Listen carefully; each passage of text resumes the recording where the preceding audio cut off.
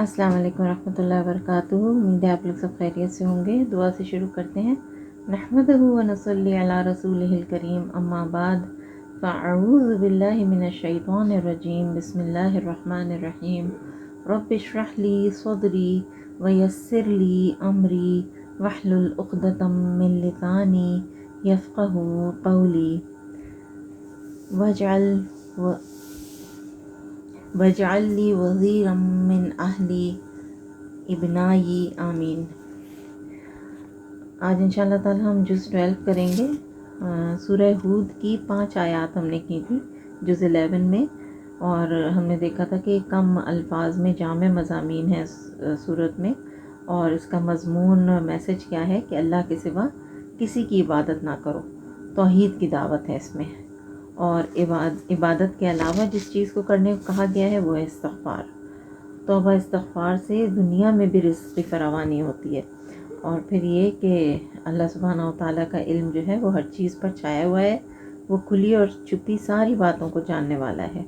तो इसलिए उसके साथ अपना मामला दुरुस्त करना चाहिए, उसको उससे मुसलसल जो है वो उसकी तस्बीह बयान करती रहना चाहिए, उसके यानी उसकी मार्फत हासिल करनी चाहिए कि हमारा रब क्या है और क्या देने वाला है, किस शान का मालिक है वो, ये हमें पता होना चाहिए। कोई जिसको जितना जानता है उतना ही फिर उसके बारे में उसे पता होता है और उतनी मोहब्बत का उसे फिर एहसास होता है। आगे अल्लाह सुब्हानहू व तआला फरमाते हैं आयत 6 में कि ज़मीन में चलने वाला कोई जानदार ऐसा नहीं, ना इंसान, ना हैवान, ना चरिंद, ना परिंद, जिसका रिज़्क़ अल्लाह के ज़िम्मे ना हो। अल्लाह सुब्हानहू व तआला ने हर चीज़ का और जिसके मुतालिक वो ये ना जानता हो कि वो कहाँ रहता है और कहाँ सौंपा जाता है, यानी ये कि अल्लाह सुब्हानहू व तआला जो है वो सब कुछ जानते हैं। रिज़्क़ ये ज़मीन अल्लाह ने बनाई है, और इस पर जितने भी जानदार हैं, चाहे इंसान है या जिन या हैवानात या चरिंद परिंद हैं, मछलियाँ हैं या पानी की और दीगर मखलूक है, ये सब अल्लाह सुब्हानहू व तआला की तख्लीक़ है। और अल्लाह ताला ने इनको पैदा करके छोड़ नहीं दिया, बल्कि उनके रिज़्क़ का भी इंतज़ाम किया है। और इसीलिए फरमाया कि ज़मीन में चलने वाला कोई जानदार ऐसा नहीं जिसका रिज़्क़ अल्लाह के ज़िम्मे ना हो, गोया सिर्फ़ अल्लाह ही राज़िक़ है। और फिर ये कि और जिसके मुतालिक वो ये ना जानता हो कि उसकी करारगाह कहाँ है और कहाँ वो सौंपा होगा, ये सब कुछ एक किताब में यानी लौहे महफूज में लिखा हुआ है। यानी हर इंसान का रिज़्क़ मुकर्रर हो चुका है। और नबी सल्लल्लाहु अलैहि वसल्लम ने फरमाया कि इब्ने आदम से 4 चीज़ों के मामले में फ़ारिग़ हुआ जा चुका है: उसकी तख्लीक़, उसके अखलाक, उसके रिज़्क़ और उसकी मौत। और एक और रिवायत में आता है कि रिज़्क़ से भागने वाला भी रिज़्क़ पाकर रहेगा। यानी रिज़्क़ इंसान को इस तरह से ढूंढता है जैसे मौत। जैसे कि नबी सल्लल्लाहु अलैहि वसल्लम की हदीस से हमें पता चलता है कि अगर इब्ने आदम अपने रिज़्क़ से इस तरह भागे जिस तरह मौत से भागता है, तो रिज़्क़ उसको उसी तरह पालेगा जिस तरह मौत उसे पा लेती है। और फिर ये जो फरमाया कि वो उसकी करारगाह कहाँ है, यानी वो कहाँ रहता है, कहाँ पे, यानी कि चाहे वो पैदा होने वाला बच्चा है या जो भी है, और कहाँ वो सौंपा जाएगा, यानी कहाँ मरने के बाद वो दफनाया जाएगा या वो ख़त्म होगा, या उसके जो रिमेन्स हैं, जिस तरह से भी जो भी अपने कोई, जैसे हिंदू जला देते हैं, और जो ये हैं पारसी लोग जो हैं वो ऐसे ही खुला छोड़ देते हैं उनको कि वो गिद्ध विद आते हैं, और इस तरह से जो भी जिसका होता है, लेकिन अल्लाह सुब्हानहू व तआला सब जानता है। और फिर ये कि तख्लीक़ की इब्तिदा आगे बताया कि आयत 7 में, और वही है जिसने आसमानों और ज़मीन को 6 दिनों में पैदा किया, जबकि इससे पहले उसका अर्श पानी पर था, ताकि वो तुम्हें आज़मा कर देखे कि तुम में कौन बेहतर अमल करने वाला है।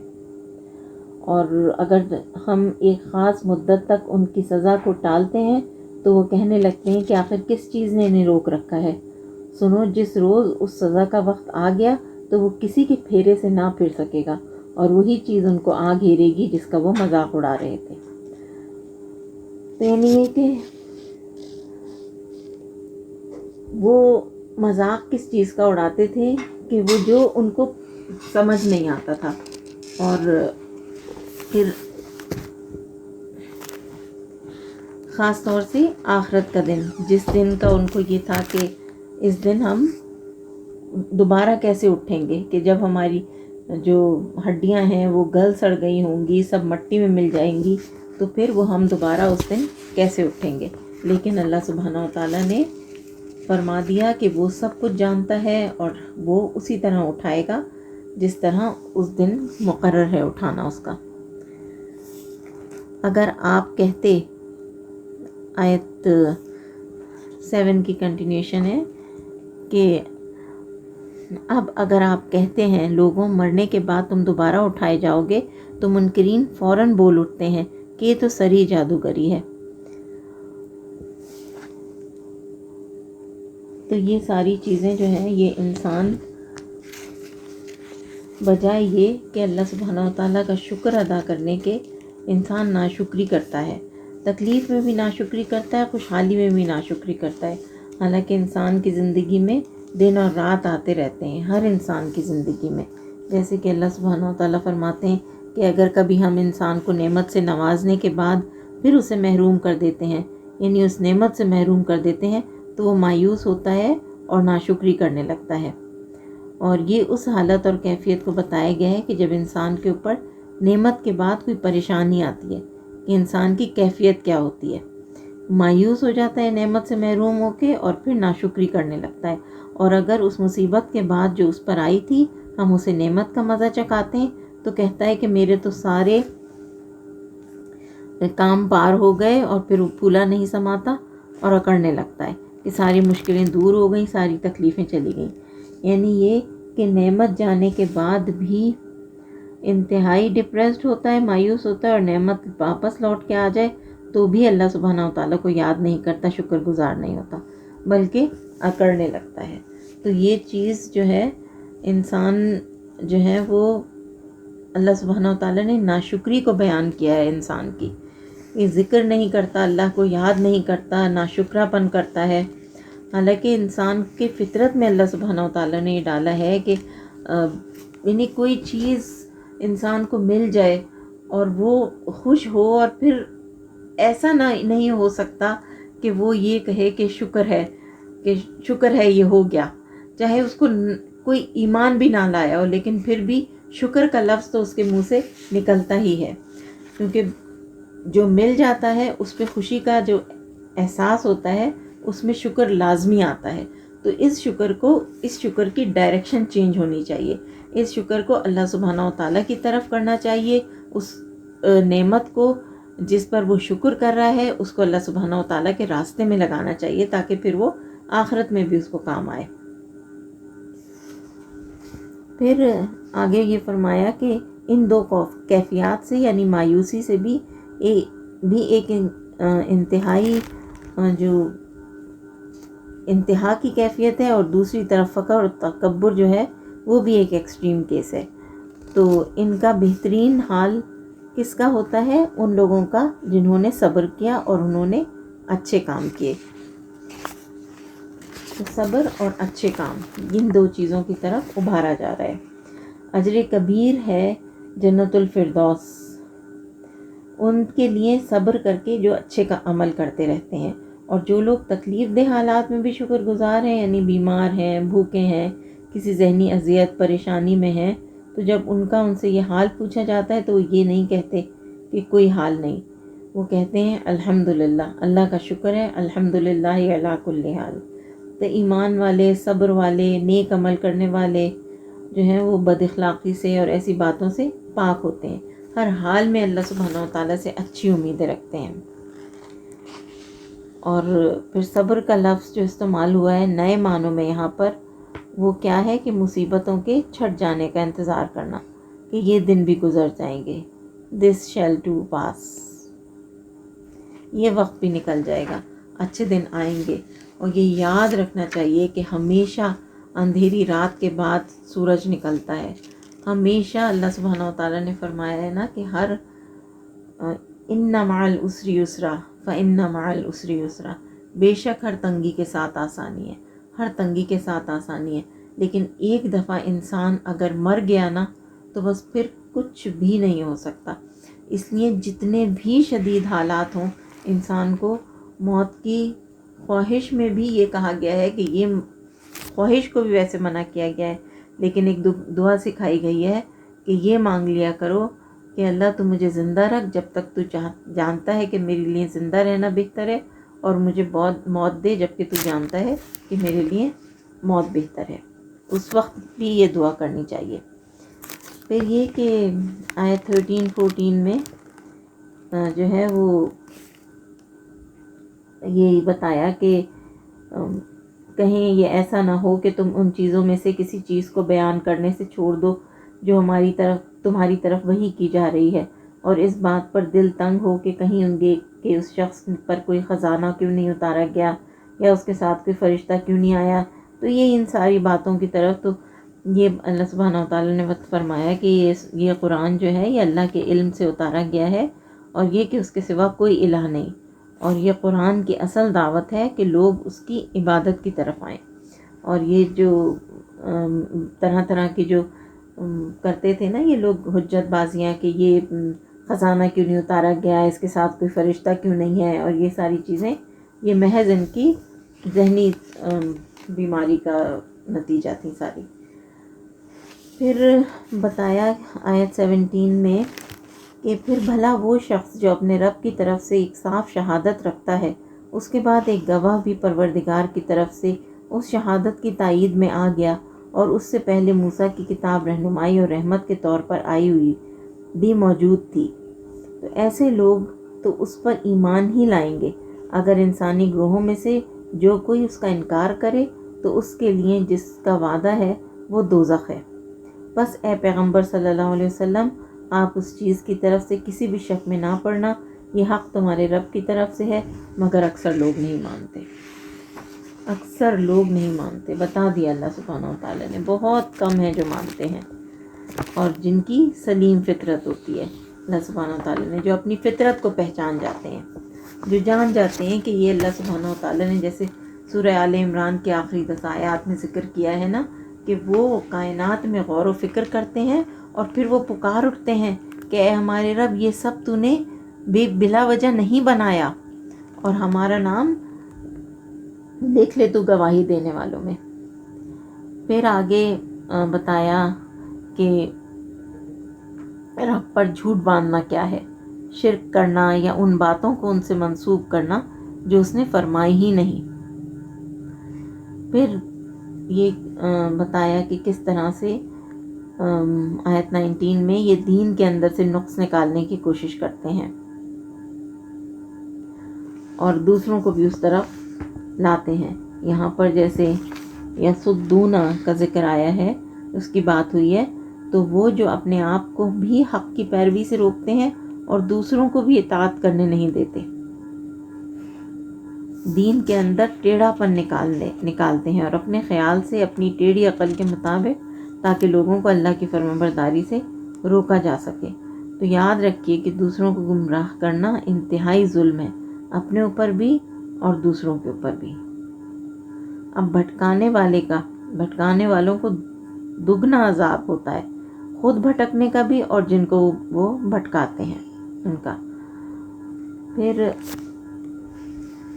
آیت 23-24 میں فرمایا، رہے وہ لوگ جو ایمان لائے اور جنہوں نے نیک عمل کیے اور اپنے رب ہی کے ہو کر رہے، یعنی صرف نیک اعمال نہیں بلکہ عمل کر کے بھی روتے رہے کہ ہمارے پلے کچھ نہیں، ابھی اور کرنا ہے، تو یقیناً وہ جنتی لوگ ہیں اور جنت میں ہمیشہ رہیں گے. ان دو فریقوں کی مثال ایسی ہے جیسے ایک آدمی تو ہو اندھا بہرا اور دوسرا ہو دیکھنے والا سننے والا.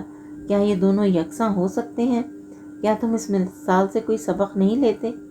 کتنی خوبصورت اللہ سبحانہ وتعالیٰ نے مثال بیان کی، اور کتنی آسان کہ بچہ بھی سمجھتا ہے کہ دیکھنے والا اور نہ دیکھنے والا، یعنی دیکھنے والا اور اندھا برابر نہیں ہوتے، اور اسی طرح سننے والا اور بہرا برابر نہیں ہوتے.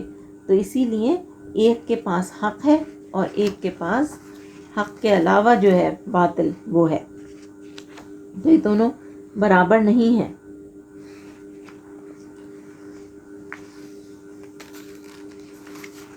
پھر فرمایا آگے حضرت نوح علیہ السلام کے بارے میں ہے بات کہ یہ حضرت نوح علیہ السلام جو تھے وہ انہوں نے کس طرح سے اپنی قوم کو دعوت دی، اور کتنا 950 سال تک وہ دعوت دیتے رہے، لیکن کیا دلیلیں تھیں ان کی؟ وہی کہ ہم تو کچھ بھی نہیں دیکھتے تمہارے اندر، کہ تم بھی ہماری طرح کے جیسے انسان ہو، اور ہم میں سے کسی پر نبوت کیوں نہیں آئی، اور وہی ساری باتیں ان کو انکار کرنے کی اور سب کرنے کی، تنگ کرنے کے لیے. اور پھر یہ کہ جو لوگ ان کا یہ مذاق اڑاتے تھے وہ وہی تھے جو ایلیٹ کلاس کے لوگ ہوتے ہیں.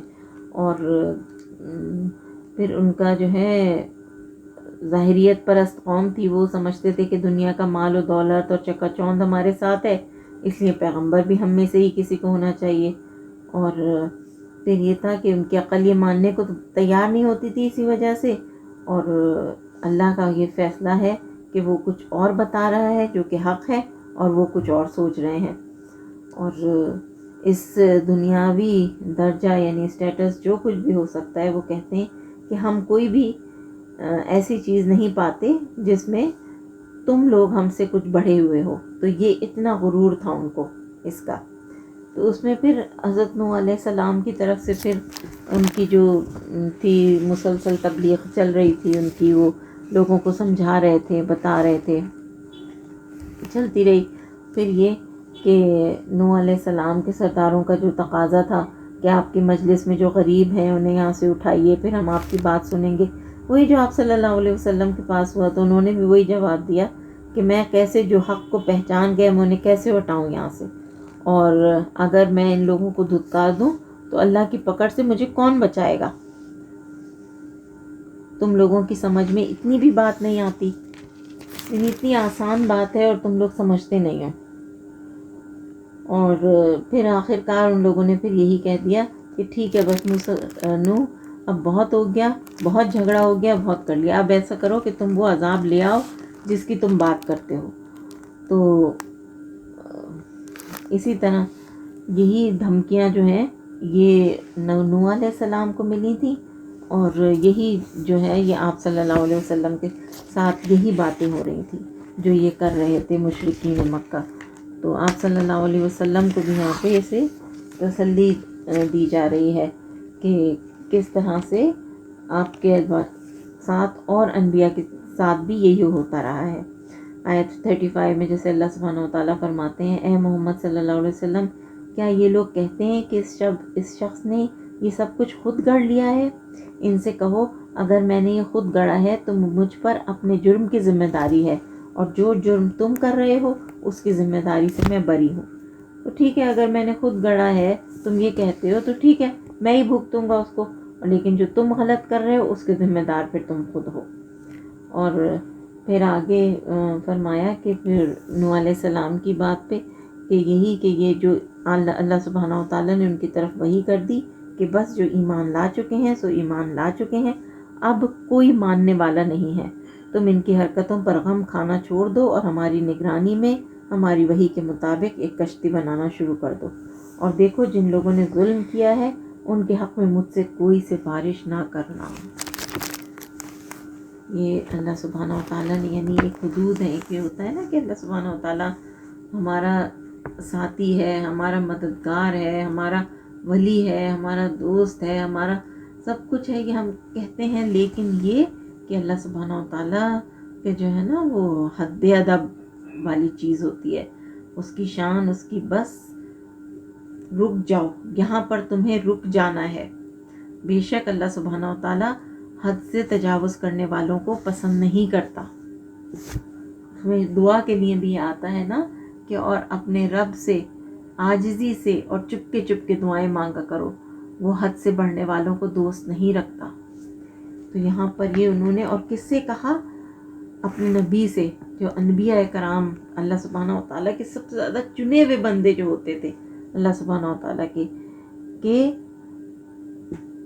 جن لوگوں نے ظلم کیا ہے، ظلم یعنی شرک کیا ہے، جنہوں نے مان کے نہیں دیا، اتنے عرصے بات ہوئی، جھگڑا ہوا، بحثیں ہوئی، سب کچھ ہوا، مان کے نہیں دیا انہوں نے. اور ظلم بھی سب سے بڑا کیا کیا کہ اللہ کے ساتھ کسی کو شریک کر دیا.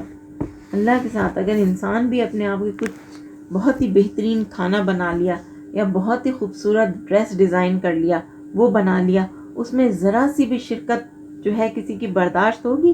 کہ جس کا کوئی وہ ہے ہی نہیں، ان پٹ ہے ہی نہیں جس کا کوئی، تو پسند آئے گا آپ کو؟ آپ نے خود سارا سامان لے کر آئے، خود سارا کھانا بنایا، خود سارا ٹیبل سیٹ کی، خود سب کو سرو کیا، سب کو کھلایا، اور تعریف میں جو ہے وہ آپ کے کوئی اور شریک ہو جائے گا، کیسا لگے گا؟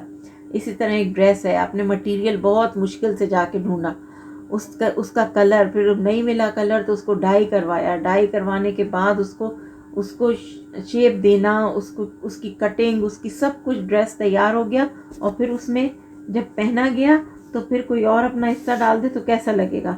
تو اللہ سبحانہ و تعالیٰ کی بنائی ہوئی کائنات ابھی سے نہیں، اول روز سے، جب سے اس نے قلم بنایا ہے اور کہا کائنات کہ لکھو، اس کائنات میں اس وقت سے لے کر اور قیامت کے دن تک کے تمام واقعات، تمام حالات لکھ دیے گئے۔ تو وہ جو ہے وہ اللہ سبحانہ و تعالیٰ کہ دیکھو، ظلم کرنے والے کی، شرک کرنے والوں نے کے حق میں مجھ سے کوئی سفارش نہ کرنا۔ نبی صلی اللہ علیہ وسلم لوگوں میں کھڑے ہوئے اللہ سبحانہ و تعالیٰ کی ثنا بیان کی نبی صلی اللہ علیہ وسلم نے، تو جو اس کی شان کے لائق تھی۔ پھر دجال کا ذکر فرمایا اور فرمایا کہ میں بھی تمہیں اس سے ڈراتا ہوں، کوئی نبی ایسا نہیں گزرا جس نے اپنی قوم کو اس فتنوں سے نہ ڈرایا ہو۔ نوح علیہ السلام نے بھی اپنی قوم کو اس سے ڈرایا تھا، لیکن میں اس کے بارے میں تم سے ایک ایسی بات کہوں گا جو کسی نبی نے اپنی قوم سے نہیں کی تھی، اور وہ بات یہ ہے کہ دجال کانا ہوگا اور اللہ کانا نہیں ہے۔ تو یہی بات ہے نا کہ اس کے بارے میں بھی حدیث میں آیا ہے کہ جیسے وہ اس طرح سے کنٹرول کر لے گا دنیا کو۔ ابھی آپ دیکھ لیں کیا ہو رہا ہے، گوگل جو ہے، آپ کوئی بات کر رہے ہوتے ہیں اپنے ساتھیوں سے، اپنے دوستوں سے، اپنے گھر والوں سے، اور اس کے بارے میں جو ہے نا وہ میسیجز یا ایڈز وغیرہ آنے لگتے ہیں، یعنی وہ سنتا ہے۔ یہ کس طرح سے یہودی تیار کر رہے ہیں، دجال کے آنے کی تیاری کر رہے ہیں، کیونکہ وہ تو آپ صلی اللہ علیہ وسلم کو نبی مانتے ہی نہیں تھے نا، ساری نشانیوں کے باوجود۔ تو ان کے خیال سے جو دجال آ رہا ہے وہ آخری نبی ہوگا، تو اس کے لیے جو تیاریاں کی جا رہی ہیں، ہولوگرافی اور یہ ساری چیزیں جو بھی ہیں، تو اس کے بارے میں آپ صلی اللہ علیہ وسلم نے فرمایا کہ اتنا شدید فتنہ ہوگا، اتنا شدید فتنہ ہوگا کہ انسان صبح کو کافر ہوگا اور شام کو مومن ہوگا، شام کو جو مومن ہوگا وہ صبح کو کافر ہو جائے گا، یعنی اس طرح کی فتنے ہوں گے قیامت کے قریب تیزی سے۔ اور یہ تو دجال کے آنے کے بعد سے پہلے ہوں گے، دجال کے آنے کے بعد تو اور بھی شدید ہوگا۔ تو اگر تمہیں اور کچھ یاد نہ رہے تو بس یہ یاد رکھ لینا کہ میرا رب کانا نہیں ہے، بس۔ تو یہ چیز بھی انتہا ضروری ہے۔ اللہ سبحانہ و تعالیٰ جو ہے وہ اس کی آنکھیں ہیں، اور اللہ سبحانہ و تعالیٰ کی آنکھیں درست ہیں، کیونکہ دجال اپنے آپ کو خدا بتائے گا، جھوٹا الہ بتائے گا، تو یہ پہچان بتا دی گئی کہ اللہ سبحانہ و تعالیٰ ہر چیز سے اعلیٰ اور عرفہ ہے۔ پھر وہ کشتی بنا رہے تھے تو کشتی بنانے پر بھی ان کا مذاق اڑایا گیا۔ پھر اس پہ اللہ سبحانہ و تعالیٰ کے حکم کے مطابق انہوں نے سوار کیا جس کو اللہ تعالیٰ نے کہا تھا، اور پھر انہوں نے دعا کی۔ نوح علیہ السلام نے کہا کہ سوار ہو جاؤ، میں اللہ ہی کے نام سے اس کا چلنا بھی ہے اور اس کا ٹھہرنا بھی ہے، اور میرا رب غفور الرحیم ہے۔ پھر کشتی چلی اور پھر ایک ایک موج پہاڑ کی طرح اٹھ رہی تھی، اور نوح علیہ السلام کا بیٹا دور ایک فاصلے پر تھا۔ نوح علیہ السلام نے پکار کر کہا کہ بیٹا ہمارے ساتھ سوار ہو جاؤ، ایمان لے آؤ، ادھر آ جاؤ، کافروں کے ساتھ نہ رہو۔ اس نے پلٹ کر جواب دیا، میں ابھی ایک پہاڑ پر چڑھا جاتا ہوں جو مجھے پانی سے بچا لے گا۔ نوح علیہ السلام نے کہا، آج کوئی چیز اللہ کے حکم سے بچانے والی نہیں ہے سوائے اس کے کہ اللہ ہی کسی پر رحم فرمائے۔ اتنے میں ایک موج دونوں کے درمیان حائل ہو گئی اور وہ بھی ڈوبنے والوں میں شامل ہو گیا۔ نبی کا بیٹا تھا، جنہوں نے ایک دو دن نہیں اللہ تعالیٰ کی عبادت ہی ایک دو دن نہیں کی، بلکہ 950 سال، اور اس میں صرف ذاتی عبادت نہیں، لوگوں کو بھی اللہ کی طرف بلانا، پڑھانا اور یہ سب پڑھانا، سب کچھ کیا۔ اور پھر اس کے بعد یہ سب جب ڈوب گئے تو حکم ہوا اے زمین اپنا سارا پانی نکل جا اور اے آسمان تھم جا، چنانچہ پانی زمین میں بیٹھ گیا، فیصلہ چکا دیا گیا، کشتی دردی پر ٹک گئی اور کہہ دیا گیا دوری ہوئی ظالموں کی قوم، یعنی اللہ کی لعنت ہے ظالموں کی قوم پر۔ اور جودی کے بارے میں کہا جاتا ہے کہ یہ دستان کے علاقے میں ایک پہاڑ موجود ہے، یعنی موجودہ ترکی میں، اور کچھ لائٹس کے ذریعے اس پر کشتی کے نشانات بھی دیکھے گئے ہیں، اور پھر لوگوں نے وہاں جا کر نوح علیہ السلام کی کشتی کے کچھ ٹکڑے وغیرہ بھی اٹھائے ہیں۔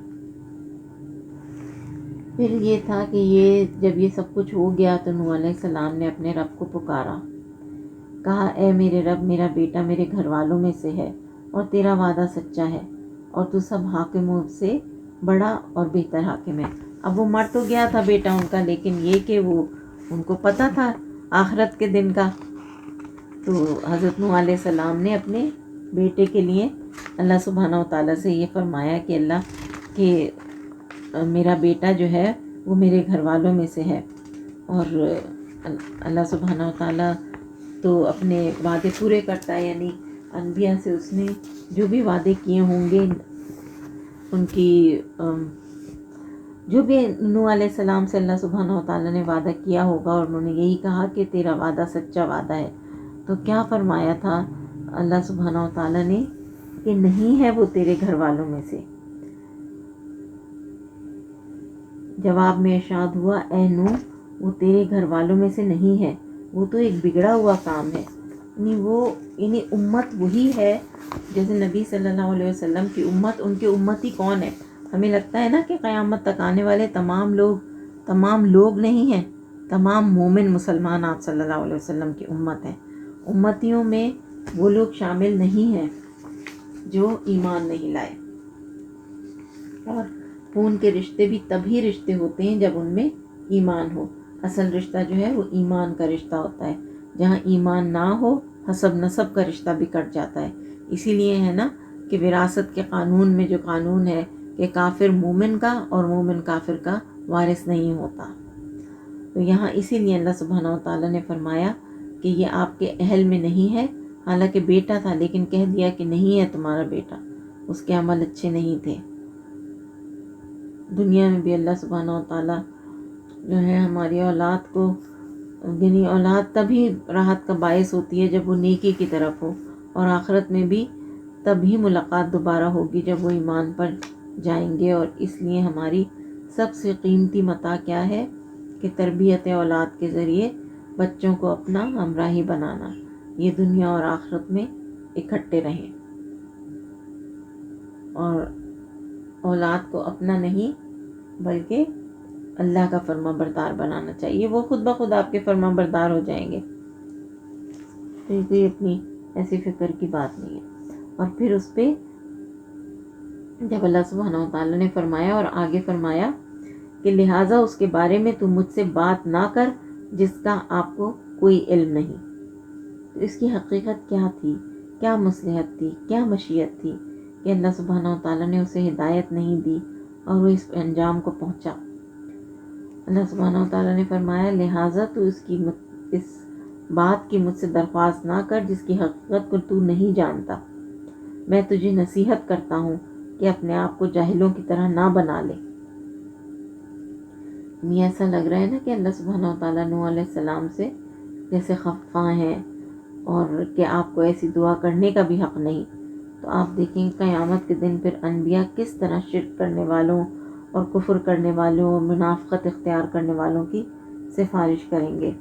وہ نہیں کریں گے، جس کو اللہ تعالیٰ اجازت دے گا اور جن کے حق میں اجازت دے گا بس انہی کی شفاعت ہوگی، یعنی جس کو اجازت ملے گی کہ ہاں تم شفاعت کرو، سفارش کر سکتے ہو، وہی کر سکے گا، اور جس کے بارے میں اجازت ملے گی، سمجھیں کہ ایک کو اجازت دے دی اللہ سبحانہ و تعالیٰ نے کہ ٹھیک ہے تم سفارش کرو، لیکن کس کی سفارش کرو؟ اس بندے کی تم کر سکتے ہو، چلو ٹھیک ہے اس کو کر لو، یعنی یہ کہ جیسے کسی کو بلاتے ہیں نا، جیسے اسکولز میں فنکشنز ہوتے ہیں تو کسی ایک گیسٹ آف آنر کو بلا لیتے ہیں اور ان کے ذریعے سے کسی کو وہ دلواتے ہیں جو پرائسز ہوتے ہیں، لیکن یہ کہ وہ آلریڈی جو ہوتے ہیں اسٹوڈنٹس جن کو پرائز ملنا ہوتا ہے وہ آلریڈی سلیکٹڈ ہوتے ہیں، یعنی کہ جو انہوں نے کام کیے ہوتے ہیں فرسٹ سیکنڈ تھرڈ پوزیشن کے، وہ سلیکٹڈ ہوتے ہیں. لیکن گیسٹ آف آنر جو ہے اس کو آنر دینے کے لیے ان کے ہاتھوں سے ان کو گفٹ دلواتے ہیں. تو یہی یہاں پہ ہوتا ہے کہ اللہ سبحانہ و تعالیٰ صرف ان بندوں کو آنر دینے کے لیے انہی لوگوں کی سفارش کروائیں گے جس کی وہ چاہتا ہے کہ وہ سفارش ہو جائے. ہمیں جو لگتا ہے نا کہ ہم رینڈم کسی کو کہیں گے اور سفارش ہو جائے گی اور ہم ہی ہوں گے شاید جو ہم اتنے کمال ہیں ہمارے اعمال کہ ہم چنے جائیں گے سفارش کرنے کے لیے. اللہ کرے کہ ایسا ہو، لیکن اس کے لیے بہت محنت کرنی ہے. یاد ہے ہم نے کیا پڑھا تھا کل کہ جنت کا سودا، اللہ کا سودا بہت مہنگا ہے، بہت مہنگا ہے. یہ یاد رکھنے کی بات ہے، انڈر لائن کرنے کی بات ہے. پھر اس کے بعد کیا ہوا؟ اب یہ ہے ان کا انبیاء کا طریقہ کیا تھا. نوح علیہ السلام نے فوراً عرض کیا، اے میرے رب میں تیری پناہ مانگتا ہوں اس سے کہ وہ چیز تجھ سے مانگوں جس کا مجھے علم نہیں، یعنی ایسی دعا کروں جو مجھے نہیں کرنی چاہیے. اگر تو نے مجھے معاف نہ کیا مجھ پر رحم نہ کیا تو میں برباد ہو جاؤں گا. اب نوح علیہ السلام کو اپنی فکر لگ گئی کہ کہیں اللہ تعالیٰ مجھ سے ہی ناراض نہ ہو جائے. ایک اتنی نیکیاں کرنے کے بعد بھی اللہ تعالیٰ سے کیسے ڈرا جاتا ہے، اس کی بہترین مثال دیکھیں نوح علیہ السلام کی. کبھی بھی چھوٹا موٹا کوئی کام کر کے ظلم میں مبتلا نہیں ہونا چاہیے کہ ہم نے اللہ کے راستے میں بہت کچھ کر لیا. کچھ بھی نہیں ہے، کچھ بھی نہیں ہے. نہ جانے لوگ کہاں کہاں کیا کیا کر رہے ہیں. اور اس واقعے میں بہت بڑے سبق ہیں ہمارے لیے کہ بڑی سے بڑی نیکی کر کے بھی ڈرتے رہنا چاہیے، اللہ سبحانہ و تعالیٰ کہیں ناراض نہ ہو. اور بعض دفعہ ہمیں خود بھی پتہ نہیں چلتا کہ ہم کیسی کیسی جہالت کی باتیں منہ سے نکال دیتے ہیں، کیسی کیسی کتنی اللہ کی خاطر کی گئی نیکیاں جو ہیں وہ ان کی وجہ سے ضائع ہو جاتی ہیں. تو اللہ سبحانہ و تعالیٰ سے بہت زیادہ استغفار کرنے کی ضرورت ہے اور دعائیں مانگنے کی کہ اللہ سبحانہ و تعالیٰ جو بھی رکاوٹیں ہیں ہماری دعاؤں کی قبولیت میں، ہماری نیک اعمال کی قبولیت میں جو بھی رکاوٹیں ہیں، چاہے وہ ہمارے برے اعمال ہیں، برے اقوال ہیں یا جو بھی ہیں، تو ان کو ختم کر دے، ان کو ہٹا دے اور ہمیں صحیح کی طرف ہدایت دے. پھر اللہ سبحانہ و تعالیٰ نے جو ہے وہ نوح علیہ السلام کی قوم کو بسایا جہاں پر بھی اللہ نے چاہا، اور پھر ان کی پراسپر کی، اور پھر آگے اس کے بعد پھر کچھ ان کی اولاد میں سے کچھ نیک ہوئے. اور پھر یہ کہ پہلے ہی بتا دیا، پیشن گوئی کر دی کہ آج یہ زمین کے اوپر صرف نیک لوگ باقی بچے ہیں، لیکن پھر کیا ہوگا، ان کی اولاد میں سے کچھ نیک ہوں گے، کچھ بد ہوں گے، پھر نیک ہی بچائے جائیں گے اور بد لوگوں کو پھر اسی طرح سزا دیا جائے گا. اور واقعی ایسا ہی ہوا. قوم عاد کے ساتھ کیا ہوا تھا، قوم سمود کے ساتھ کیا ہوا تھا کہ ان کے نیک لوگ بچا لیے گئے اور برے لوگ سب برباد کر دیے گئے. پھر اللہ سبحانہ و تعالیٰ آیت 49 میں فرماتے ہیں، اے محمد صلی اللہ علیہ وسلم، یہ غیب کی خبریں ہیں جو ہم تمہاری طرف وحی کرتے ہیں. اس سے پہلے نہ آپ ان کو جانتے تھے اور نہ آپ کی قوم. بس صبر کیجئے، انجام کار متقیوں کے ہی حق میں ہوگا. متقی تقوی کرنے والے. تو یہ کہ نوح علیہ السلام کی تفصیلی واقعے کا آپ کو علم نہیں تھا، اور یہ وحی کے ذریعے سے اللہ سبحانہ و تعالیٰ نے بتایا. قرآن مجید میں جو بھی واقعات بیان ہوئے ہیں ان میں عبرت اور نصیحت کے علاوہ ایک اہم سبق اور ایک اہم مقصد جو ہے وہ نبی صلی اللہ علیہ وسلم کو کے دل کو تسلی دینا بھی تھی. یہ مکی صورت ہے جس کے بارے میں آپ صلی اللہ علیہ وسلم نے فرمایا تھا کہ مجھے سورہ ہود اور اس جیسی اور صورتوں نے بوڑھا کر دیا ہے. آپ صلی اللہ علیہ وسلم کو کہ کچھ بال سفید ہو گئے تھے غم کر کے کہ لوگ ایمان کیوں نہیں لاتے. اس میں بہت اللہ سبحانہ و تعالیٰ نے ذرا سی سختی، اللہ سبحانہ و تعالیٰ کی خفگی اور غصہ اس کا اظہار ہے نا، کہ بس پہلے تو یہ کہ نہیں اب اور لوگ ایمان نہیں لائیں گے، آپ چھوڑ دیجئے اب تبلیغ، اب آپ میری نگرانی میں کشتی بنائیے، اور پھر آگے جو بھی تھی ان کے بیٹے کے حق میں بھی اور یہ ساری باتیں. تو یہ کہ آپ صلی اللہ علیہ وسلم کو بھی اسی کا غم تھا. جو حضرت ابوبکر صدیق نے کہا تھا کہ آپ تو بوڑھے لگ رہے ہیں، تو انہوں نے کہا تھا کہ مجھے سورہ ہود اور اس جیسی اور صورتوں نے بوڑھا کر دیا ہے.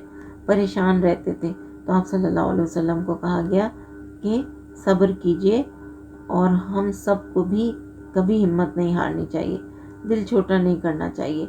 हम सब अल्लाह सुब्हानहू व तआला के हाथ में है सब कुछ, हमेशा पुरुमीद रहना चाहिए। लेकिन पुरुमीद ये नहीं है कि अमल करके पुरुमीद, ये नहीं कि अमल नहीं किया और फिर भी उम्मीद है कि नहीं अल्लाह सुब्हानहू व तआला पर ईमान तो है मेरा, तो वही काम आ जाएगा बस।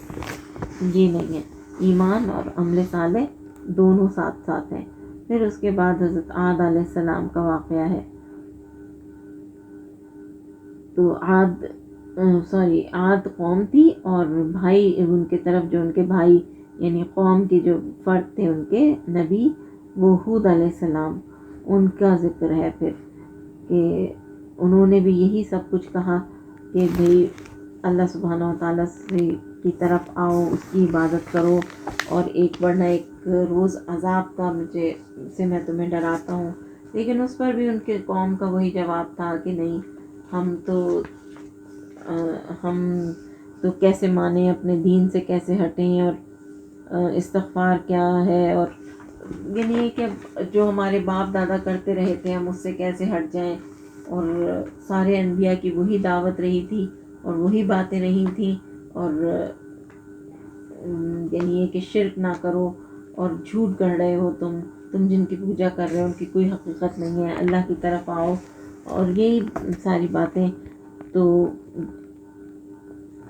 यहाँ पे जो है ना एक और चीज़ जिसका वो था कि जो हज़रत हूद अलैहिस्सलाम ने कही थी कि वो और ए मेरे कौम के लोगों अपने रब से माफ़ी चाहो, फिर उसकी तरफ तौबा करो, पलटो वो तुम पर आसमान के दहाने खोल देगा, यानी बारिशें बरसेंगी इस्तिग़फ़ार की कसरत से, और तुम्हारी मौजूदा क़ुव्वत में मज़ीद क़ुव्वत का इजाफ़ा होगा, और मुजरिमों की तरह मुँह ना फेरो। तो यहाँ पर ये इस्तिग़फ़ार के फ़ायदे बता रहे हैं। नबी सल्लल्लाहु अलैहि वसल्लम के पास जब कोई शख्स आकर अर्ज़ करता, या रसूलुल्लाह सल्लल्लाहु अलैहि वसल्लम, जब मैं अपने परवरदिगार से दुआ करूं तो क्या कहा करूं? तो नबी सल्लल्लाहु अलैहि वसल्लम कहते, कहो ए अल्लाह मुझे माफ़ फरमा, मुझ पर रहम फरमा, मुझे हिदायत अता फरमा और मुझे रिज़्क़ अता फरमा। और उसके बाद आपने अंगूठे को निकाल कर बाकी 4 उंगलियों को बंद करके फरमाया कि ये चीज़ें दुनिया और आखिरत दोनों के लिए जामे हैं। इस दुआ को भी अपनी ख़ास दुआओं में लिख लेना चाहिए। अल्लाहुम्मा ग़फ़िरली वरहमनी वहदिनी वर्ज़ुक़नी। और इसके अलावा एक और वर्जन इसका कि अल्लाहुम्मा ग़फ़िरली वरहमनी वहदिनी वआफ़िनी वर्ज़ुक़नी। तो ये याद कर लेना चाहिए, इतना मुश्किल नहीं है। फिर आगे हूद अलैहिस्सलाम के बाद जो है ना यही कि हम अपने माबूदों को नहीं छोड़ सकते और हम तुझ पर ईमान लाने वाले नहीं हैं। और इसी तरह से ये हुआ कि फिर अल्लाह सुब्हानहू व तआला ने बता दिया कि उनको कि हूद अलैहिस्सलाम के ज़रिए से कि अगर तुम मुंह फेरते हो तो फेर लो, जो पैगाम मैं देकर मैं तुम्हारे पास भेजा गया हूँ तुम्हें पहुँचा चुका हूँ। अब मेरा रब तुम्हारी जगह दूसरी कौम को उठाएगा और तुम जो हो उसका कुछ ना बिगाड़ सकोगे। और फिर अल्लाह सुब्हानहू व तआला ने फिर जब अल्लाह सुब्हानहू व तआला का हुक्म आ गया तो अल्लाह सुब्हानहू व तआला ने फरमाते हैं फिर जब हमारा हुक्म आ गया तो हमने अपनी रहमत से हूद अलैहिस्सलाम और उन लोगों को जो उसके साथ ईमान लाए थे निजात दी और एक सख्त अजाब से उन्हें बचा लिया। ये है आद, अपने रब की आयत से इन्होंने इनकार किया, उसके रसूलों की बात ना मानी और हद जब्बार दुश्मन हक़ की पैरवी करते रहे। आखिरकार इस दुनिया में भी उन पर फिटकार पड़ी और क़यामत के रोज़ भी। सुनो आद ने अपने रब से कुफ्र किया, सुनो दूर फेंक दिए गए आद, हूद अलैहिस्सलाम के कौम के लोग। और इनके बिगड़ने और भटकने की क्या वजह थी कि एक तरफ पैगंबर था जिसकी तरफ ये लोग जब्बार थे, जुल्म करने वाले थे, बहुत ज़्यादा सख्त दिल थे। तो उन्होंने पैगंबरों की बात छोड़कर सरकश सरदारों की बात मानी, क्योंकि इंसान ज़ाहिर परस्त है, ज़ाहिर में जो ताकतवर नज़र आता है उसको ताकतवर समझ लेता है और उसकी बात मान लेता है और उसके मुकाबले में अल्लाह ताला की बात को چھوٹا سمجھتا ہے. وہ اللہ سبحانہ و تعالیٰ سامنے نہیں ہوتا نا، تو اس لیے یہ آسان ہو جاتا ہے. اسی لیے اللہ سبحانہ و تعالیٰ کی معرفت بہت ضروری ہے.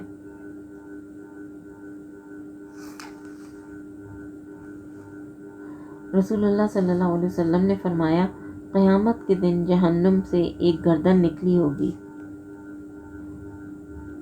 جس کی 2 آنکھیں ہوں گی جن سے وہ دیکھتی ہوگی، اور 2 کان ہوں گے جن سے وہ سنتی ہوگی، اور ایک زبان ہوگی جس سے وہ بولتی ہوگی، اور وہ کہے گی کہ مجھے 3 قسم کے لوگوں پر مسلط کیا گیا ہے، ہر سرکش جبار پر، اللہ کے ساتھ دوسروں کو معبود بنانے والوں پر، اور تصویر بنانے والوں پر. جہنم کی ایک گردن نکلے گی، اور جس کی کیا بتایا ہے کہ 2 آنکھیں ہوں گی دیکھنے والی، 2 کان ہوں گے سننے والے، اور ایک زبان ہوگی. اور کیا بولے گی وہ؟ 3 قسم کے لوگوں پر مجھے مسلط کر دیا گیا ہے. سرکش، جبار، یہ آؤٹ آف کنٹرول لوگ، انتہائی حد سے گزرنے والے لوگ، اور اللہ سبحانہ و تعالیٰ کے ساتھ دوسروں کو معبود بنانے والے، اور تیسرے تصویریں بنانے والے. تو یہ یہاں پر اللہ سبحانہ و تعالیٰ نے اپنے انبیاء کا ذکر کیا ہے، اور انہوں نے جو محنت کی، انہوں نے جو اپنی قوم تک اللہ سبحانہ و تعالیٰ کا پیغام پہنچانے میں کوئی کسر نہیں چھوڑی، ان کے بارے میں اللہ سبحانہ و تعالیٰ نے بتایا ہے. اور یہی جو ہے وہ حضرت صالح علیہ السلام کے ساتھ ہوا کہ انہوں نے جو ان کی قوم نے کہا کہ صالح جو ہیں وہ ہمیں تو تم سے بہت امیدیں تھیں، تم اتنے بریلینٹ انسان تھے، اور یہ نہ ماننے کے ہیں اور نہ چھوڑنے کے. حق جب سامنے آتا ہے تو انسان جو ہے وہ اس کا دل سمجھ رہا ہوتا ہے کہ یہ حق ہے، پھر بھی اپنی خواہشات کی بنا پر اس کا انکار کرتا رہتا ہے. لیکن یہاں پر یہ ہے کہ انہوں نے معجزہ مانگا تھا. حضرت صالح علیہ السلام کے قوم نے، سمود نے، تو ان کو معجزہ دیا گیا تھا. اللہ سبحانہ و تعالیٰ کے حکم سے ایک اونٹنی نکلی تھی، اور نارمل طریقے سے جیسے بچے پیدا ہوتے ہیں اس طرح سے نہیں تھی. تو انہوں نے یہ کہا تھا کہ اے قوم، یہ اللہ کی اونٹنی ہے جو تمہارے لیے معجزہ ہے، کیونکہ وہ ایک چٹان سے برآمد ہوئی تھی، نارمل طریقے سے نہیں ہوئی تھی، اور ساری قوم نے دیکھا تھا کہ وہ کہاں سے آ گئی ہے. لیکن یہ کہ ان کو جو ہے نا وہ بہت اس سے جو ہے وہ اونٹنی سے بھی ان کو بغض تھا، کیونکہ وہ ایک دن اس کا تھا پانی پینے کا، اور ایک دن ان کے جانوروں کا تھا، اور بہت سارا. تو پھر بھی یہ تھا کہ ان کا جو سب سے زیادہ بدبخت انسان تھا، تو اس نے اس کی ٹانگیں کاٹ دی تھی اور مار دیا تھا اس کو. اور پھر حضرت صالح علیہ السلام نے کہا تھا کہ بس 3 دن ہیں تمہارے پاس، اور پھر اس کے بعد تمہارے اوپر وہ چیز آ جائے گی جس سے میں تمہیں ڈراتا تھا. اور پھر ان کے بارے میں یہ بھی اتنے جو ہے وہ اکڑے ہوئے لوگ تھے، اتنے مغرور لوگ تھے کہ تیسرے دن کے بعد وہ خوشبو وغیرہ لگا کے تیار ہو کے بیٹھ گئے تھے کہ دیکھتے ہیں اب کیا ہوتا ہے. اور پھر کیا ہوا کہ اس طرح سے جیسا ایک زلزلہ آیا، ایک کڑک تھی، زوردار آواز تھی، ایسے ہی زلزلے سے یہ سب اوندھے منہ جا گرے، جیسے وہاں کبھی آباد ہوئے ہی نہ تھے، بلکہ بڑی شان و شوکت کی زندگی بسر کر رہے تھے. لیکن ایک آواز نے اور ایک زلزلے نے ان کی ساری شان و شوکت ختم کر دی. پھر حضرت ابراہیم علیہ السلام کا ذکر ہے کہ حضرت اسحاق علیہ السلام کی اولاد کی خوشخبری لے کر آئے تھے فرشتے ان کے پاس. اور پھر سب سے پہلے نبی صلی اللہ علیہ، یعنی یہ کہ جو سب سے پہلے مہمان نواز اور جو بہترین مہمان نواز تھے ان کے قرآن میں تعریف کی گئی ہے، وہ ابراہیم علیہ السلام تھے. وہ اللہ کے دوست تھے، اور یہ بہت بڑی خوبی ہوتی ہے کہ اللہ سبحانہ و تعالیٰ کچھ لوگوں کو بہت توفیق دیتا ہے. تو یہاں پر کیا بتایا ہے کہ وہ فوراً جیسے ہی وہ فرشتے آئے تو انہوں نے کہا کہ یہ مہمان آئے ہیں، اور ان کے پاس جو بھی چیز تیار تھی، وہ بنا ہوا بچڑا تھا، وہ فوراً وہ لے کر آ گئے. نبی صلی اللہ علیہ وسلم نے فرمایا، ابراہیم علیہ السلام پہلے شخص ہیں جنہوں نے اہتمام سے مہمانوں کی مہمان نوازی کی، اور مہمان نوازی جو ہے وہ ایمان کا حصہ ہے. رسول اللہ صلی اللہ علیہ وسلم نے فرمایا، جو شخص اللہ اور آخرت کے دن پر ایمان رکھتا ہے اسے چاہیے کہ اپنے مہمان کی عزت کرے. خوب خدمت اور خاطر مدارات ایک دن اور رات ہے، مہمانی 3 دن ہوتی ہے اور اس کے بعد جو کیا جائے وہ صدقہ ہے. یہ نہیں کہ وہ کوئی فقیر مسکین انسان ہے تو صدقہ کا جو تصور ہے نا وہ بڑا وسیع ہے ہمارے دین میں کہ نیکی کے جس بھی کام میں آپ لگاتے ہیں، چاہے مہمان کو کھلاتے ہیں اللہ کی رضا کے لیے، تو وہ بھی صدقہ شمار ہوتا ہے.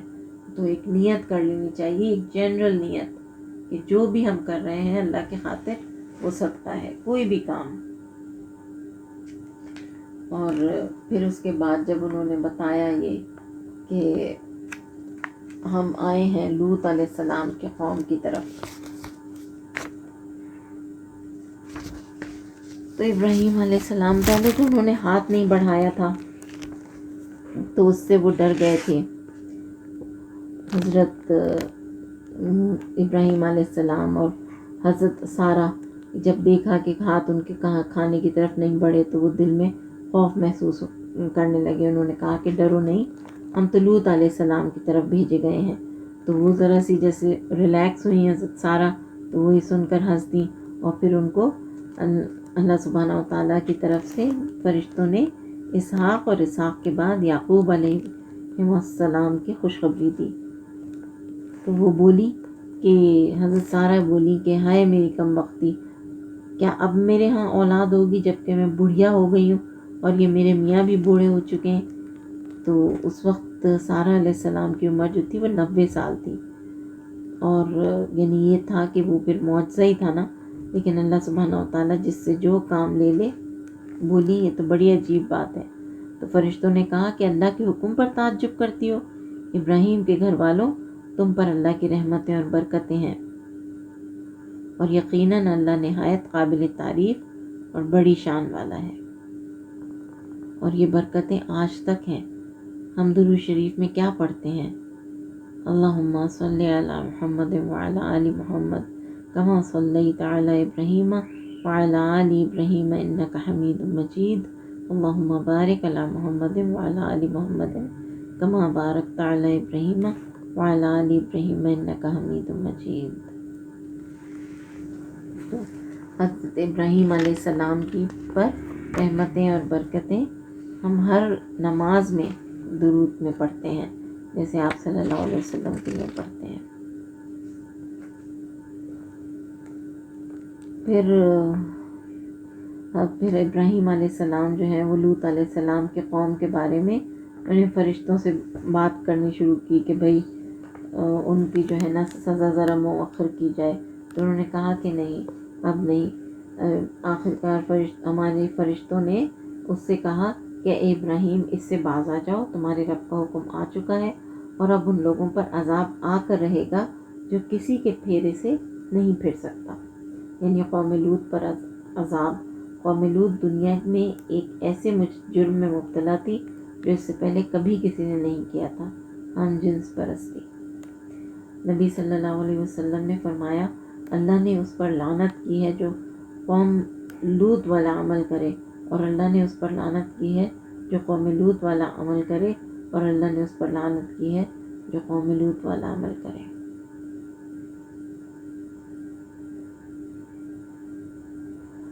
اور آپ صلی اللہ علیہ وسلم نے فرمایا جس شخص کو تم قوم لوط کا عمل کرتے ہوئے دیکھو تو فاعل اور مفعول، یعنی کرنے والا اور کروانے والا، اور جس پر کیا جا رہا ہے، دونوں کو قتل کر ڈالو. اتنا شدید. پھر اللہ سبحانہ و تعالیٰ نے فرماتے ہیں کہ اور جب ہمارے فرشتے لوط کے پاس پہنچے، یعنی ابراہیم علیہ السلام کے پاس سے فارغ ہو کر، تو وہ ان کی آمد سے گھبرا گئے اور دل تنگ ہوئے.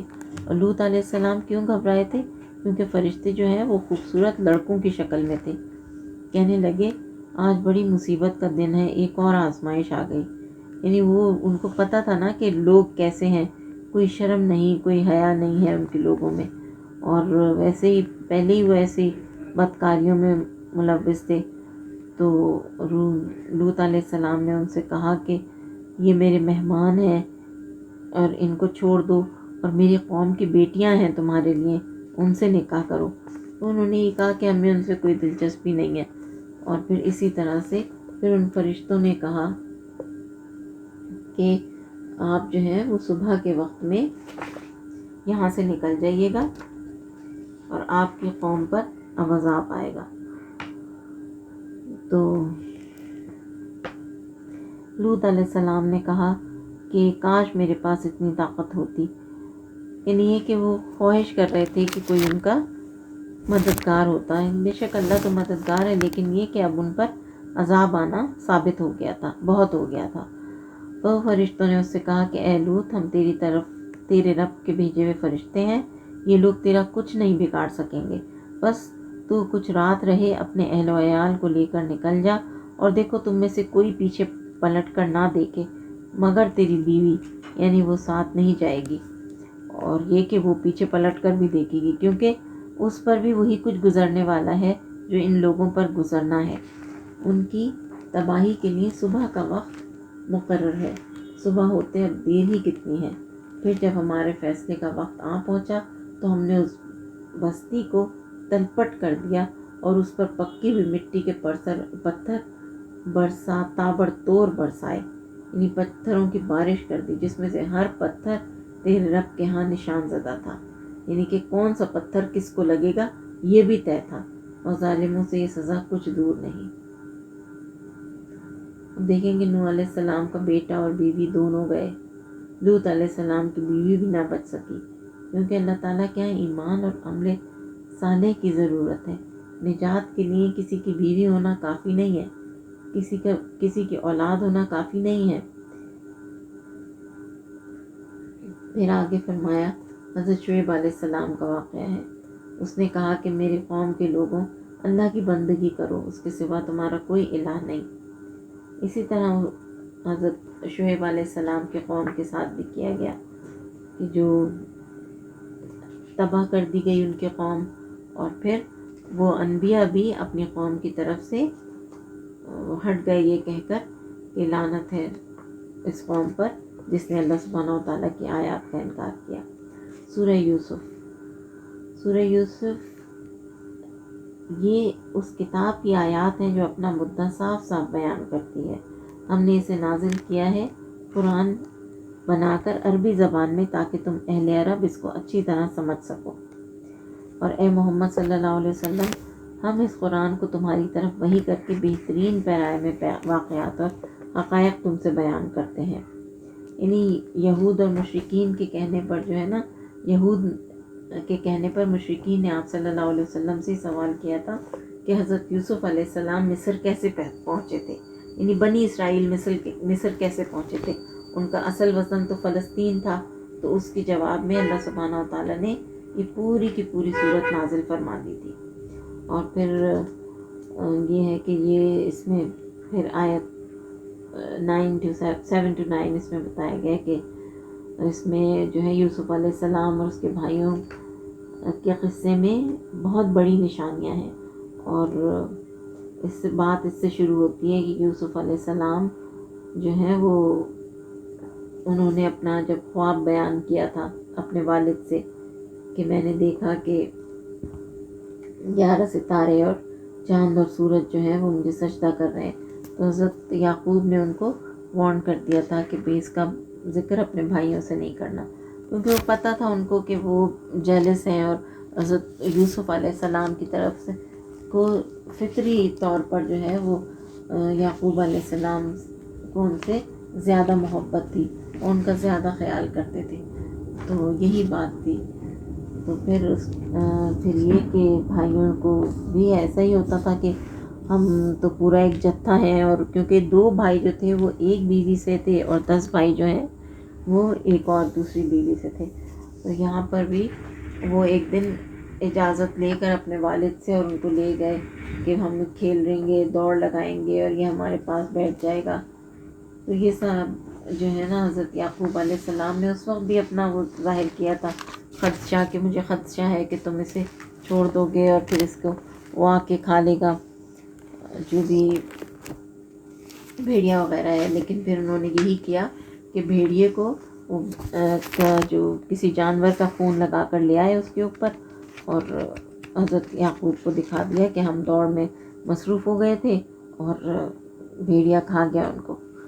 تو یہ ان کے بھائیوں کی، بلکہ انہوں نے کہا حضرت یعقوب سمجھ گئے کہ بھئی ایسے یہ سب اتنی زیادہ کہ یہ غلط کہہ رہے ہیں، لیکن یہ کہ انہوں نے یہی کہا کہ میں صبر کروں گا اور پھر خوبصورت صبر کروں گا. تو اتنی بڑی بات پر ریئیکشن تھا حضرت یعقوب علیہ السلام کا کہ اپنے دکھ اور غم کی بات کہتے ہیں کہ میں اللہ سے مدد لوں گا، اللہ کے علاوہ کسی سے شکوہ نہیں کروں گا. اور صبر جمیل وہ صبر ہوتا ہے جس میں شکوہ شکایتیں نہیں ہوتی، نہ ہر ایک کو اپنی غموں کی کہانی سنائی جاتی ہے.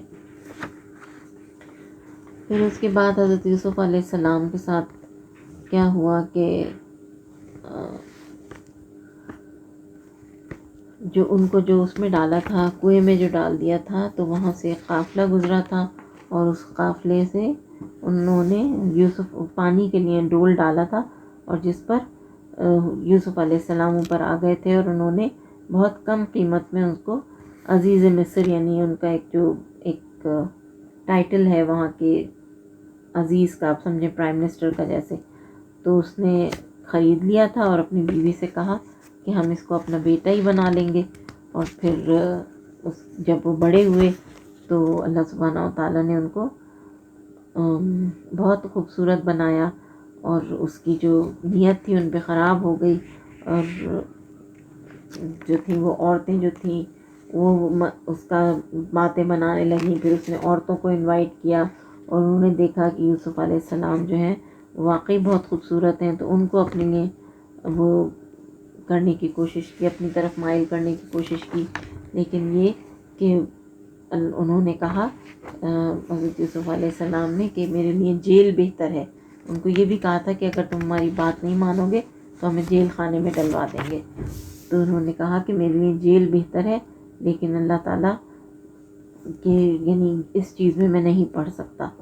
تو پھر جب جیل میں تھے تو ان کے پاس 2 قیدی آئے اور انہوں نے کہا کہ ہم جو ہے آپ کو محسن پاتے ہیں، تو آپ ہمارے ان کی خواب ہم نے دیکھے، تو آپ ہمارے ان خوابوں کی تعبیر بتائیے.